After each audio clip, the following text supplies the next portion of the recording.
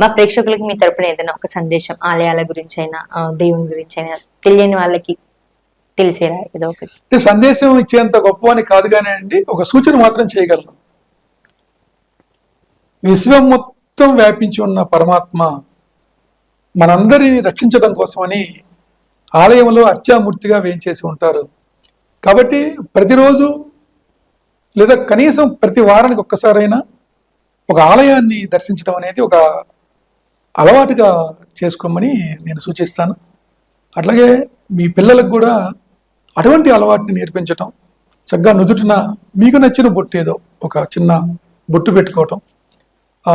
కాబట్టి ఈ సంప్రదాయాల్ని పాటించడం అనేది, చేయటం అనేది చాలా అవసరం మానవ జీవితానికని నేను చెప్తాను. ఎందుకంటే ఒక వయసు దాటాక, ఒక 40 years 45 years దాటాక వచ్చేటువంటి కొన్ని మానసికమైనటువంటి సమస్యలకి కేవలం భగవత్ భక్తి మాత్రమే సమాధానం చూపించగలదు.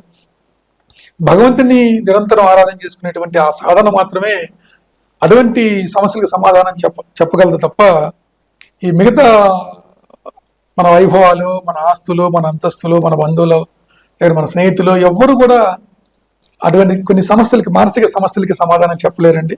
అది అనుభవించిన వాళ్ళకే తెలుస్తుంది కదా. కాబట్టి భగవంతుని భక్తి, భగవంతుడి యందు భక్తి, ఆధ్యాత్మిక సాధన మాత్రమే మనల్ని కొంత వయసు తర్వాత నుంచి ఆనందంగా ఉంచగలవు. కాబట్టి ఆధ్యాత్మికతని సాధన చేయటం అలవాటు చేసుకోవాలి. ఒక సద్గురువుని, సదాచార్యుల్ని ఆశ్రయించి ఆచార్యుడి ద్వారా భగవంతుని ఆశ్రయిస్తూ తరించాలి అని చెప్పి నేను సూచన చేస్తూ ఈ అవకాశం ఇచ్చినందుకు మీ అందరికీ నమస్కారాలు, కృతజ్ఞతలు తెలియజేస్తున్నాను.